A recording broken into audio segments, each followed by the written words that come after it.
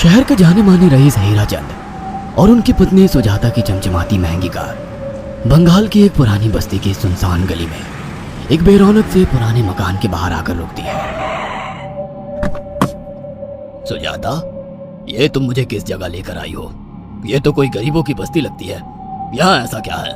हीराचंद के कुछ भी समझ में नहीं आ रहा था कि सुजाता उसे ऐसी अजीब सी जगह क्यों लाई है, जिस मकान में दिन में भी अंधेरा दिख रहा था और धुआं उठ रहा था। आप मेरे साथ अंदर चलिए, सब समझ जाएंगे। यहाँ हमारी हर समस्या का समाधान मिलेगा। सुजाता और हीराचंद आशंकित कदमों से उस मकान में दाखिल होते हैं। तभी उन्हें किसी महिला की बाहरी आवाज सुनाई पड़ती है। चले आओ, चले आओ। हीराचंद ने देखा कि उस मकान के अंदर अंधेरा था।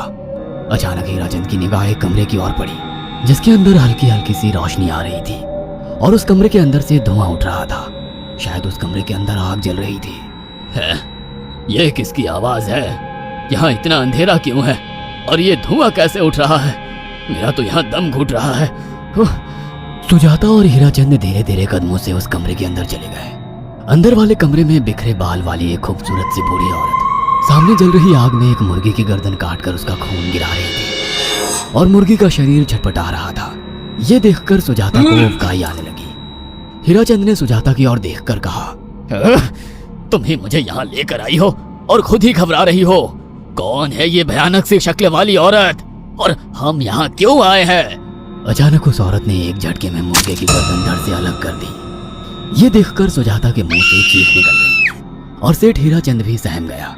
वो बहुत डरावना नजारा था। ये अघोरा ताई हैं। ये हमें अपनी काली तंत्र विद्या से संतान सुख प्रदान कर सकती हैं। इसलिए मैं आपको यहाँ लेकर आई हूँ। कैसी बात करती हो? जहाँ बड़े से बड़े डॉक्टर सफल नहीं हुए, वहाँ ये मामूली औरत क्या कर लेगी? हीराचंद की बात सुनकर अघोरी ताई ने गुस्से से हीराचंद की ओर देखकर कहा, नादान हीराचंद, काली विद्या में इतनी शक्ति है कि मरे को भी जिंदा कर दे। संतान पैदा कराना कौन सा मुश्किल है? तुम्हें मेरा नाम कैसे पता? क्या तुम सच में हमें संतान सुख दिला सकती हो? तुम जितनी दौलत मांगोगी मिल जाएगी, अगर ये संभव है तो। संतान का नाम सुनते ही हीराचंद की आंखों में चमक आ गई। वह संतान के लिए कुछ भी कर सकता था। तुम लोगों को मुझे एक नवजात शिशु लाकर देना होगा।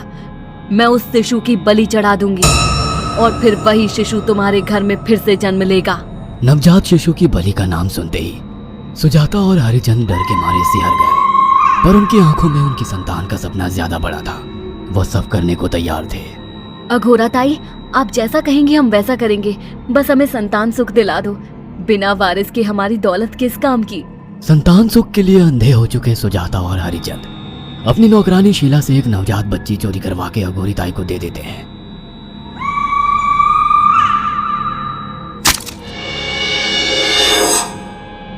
उस शिशु की बलि से सुजाता गर्भवती हो जाती है। देखा आपने अघोरा की तंत्र शक्ति? मुझे उस पर पूरा भरोसा था। चलो चलकर उन्हें धन्यवाद कहते हैं। हीराचंद और सुजाता अघोरा ताई के पास पहुंचते हैं। वो दोनों बहुत खुश थे और अघोरा पर उन्हें अंधविश्वास हो गया था।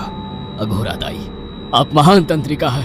आपने वो चमत्कार कर दिखाया जो बड़े बड़े डॉक्टर नहीं कर सके। ये काली विद्या है बेटा। अगर तुम दोनों चाहो तो मैं इस विद्या से तुम दोनों को हमेशा के लिए जवान बना सकती हूँ। क्या सच में ऐसा संभव है? हाँ बिल्कुल, पर इसके लिए तुम्हें जवान लड़के और लड़कियों की बलि चढ़ानी होगी। तुम उन्हें यहाँ तक लाओ, बाकी मैं देख लूंगी। जवान रहने की लालच में अंधे सुजाता और हरिचंद एक अनाथ आश्रमों से हर रोज एक लड़की या लड़के को गोद लेने के बहाने अघोरी के पास बलि चढ़ाने ले जाने लगे।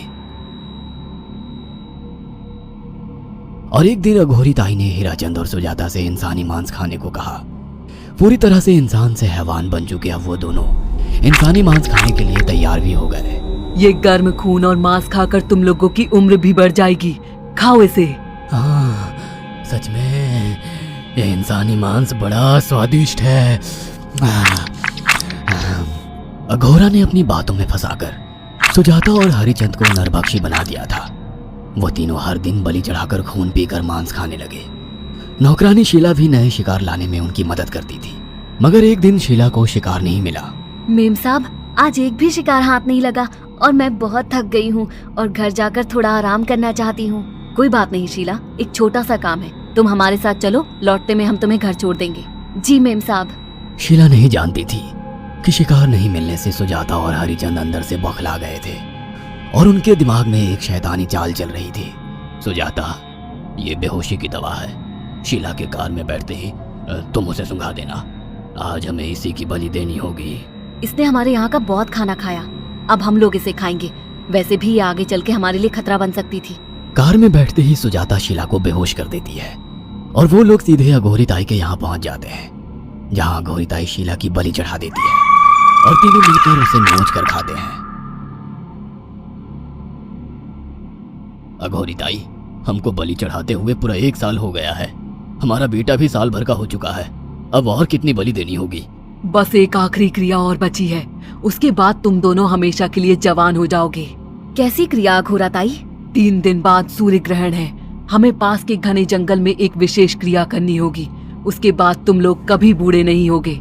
कितना अच्छा होगा, हम हमेशा जवान रहेंगे और सालों साल तक अपनी दौलत से ऐश करेंगे। हाँ, सच कहा। अघोरा ताई ने हमारे हर सपने पूरे कर दिए।